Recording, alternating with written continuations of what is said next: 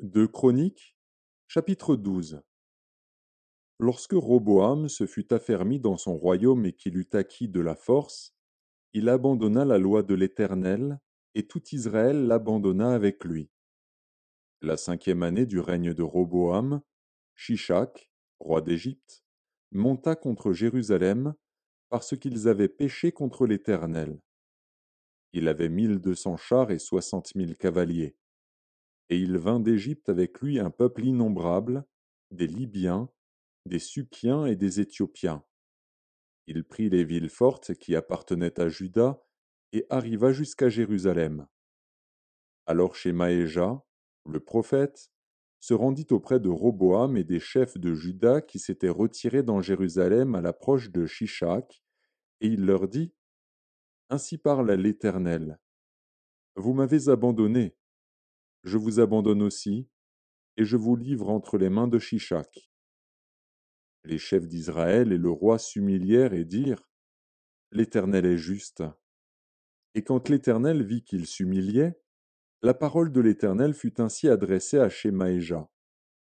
Ils se sont humiliés, je ne les détruirai pas, je ne tarderai pas à les secourir, et ma colère ne se répandra pas sur Jérusalem par Shishak. Mais ils lui seront assujettis, et ils sauront ce que c'est que me servir ou servir les royaumes des autres pays. Shishak, roi d'Égypte, monta contre Jérusalem.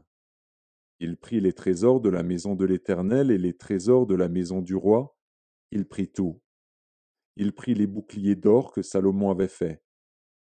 Le roi Roboam fit à leur place des boucliers d'airain, et il les remit aux soins des chefs des coureurs qui gardaient l'entrée de la maison du roi.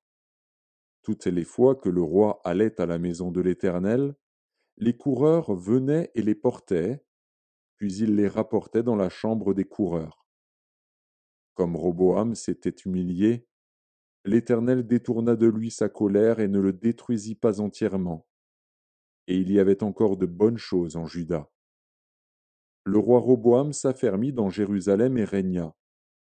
Il avait 41 ans lorsqu'il devint roi, et il régna 17 ans à Jérusalem, la ville que l'Éternel avait choisie sur toutes les tribus d'Israël pour y mettre son nom.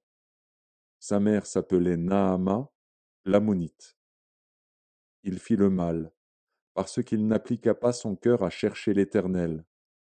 Les actions de Roboam, les premières et les dernières, ne sont-elles pas écrites dans les livres de Shemaéja, le prophète, et d'Iddo, le prophète, parmi les registres généalogiques?